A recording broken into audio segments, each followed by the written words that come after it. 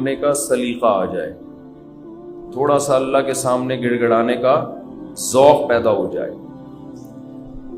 لیکن ہمارے ہاں جیسے ایسے علیکم ورحمۃ اللہ وبرکاتہ۔ امید ہے کہ سب دوست خیریت سے ہوں گے۔ مولانا طارق مسعود صاحب کی ویڈیو کو ضرور دیکھو۔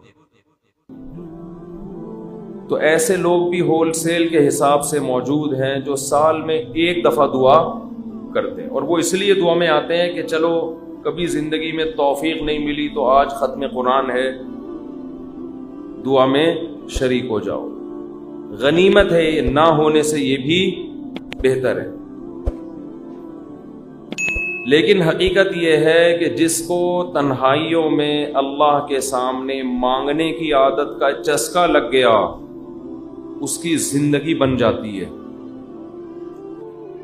ہر ایک کا اپنا طرزیہ ہوتا ہے نا، بزرگوں کے ارشادات بھی ہوتے ہیں، فلاں بزرگ نے یہ فرمایا، فلاں نے یہ فرمایا، فلاں نے یہ ہوتا ہے نا، ان کے اپنے ذوق ہوتے ہیں۔ میں بزرگ تو نہیں ہوں لیکن آج کل فرما بہت کچھ رہا ہوں۔ تو اگر آپ کہہ سکتے ہیں جی میں نے یہ فرمایا، فرمانے پر گورنمنٹ کی طرف سے کوئی پابندی نہیں، اور تجربے انسان شیئر کر سکتا ہے، اس پہ بھی کوئی پابندی نہیں ہے۔ یہ میں اس لیے کہہ رہا ہوں کہ یہ نہ سمجھے کہ مفتی صاحب بہت بڑے آج کل بزرگ بنے ہوئے ہیں اور آج کل فرمانا بھی شروع کر دیے انہوں نے۔ فرمودات ہوتے ہیں نا بزرگوں کے۔ ایک بات خوب اچھی طرح سمجھ لیں کہ دعا سے زیادہ مشکل عبادت میرے علم میں کوئی نہیں ہے۔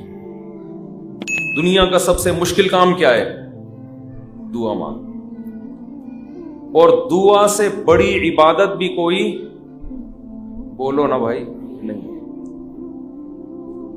مشکل بھی اور سب سے بڑی کا مطلب کیا ہے؟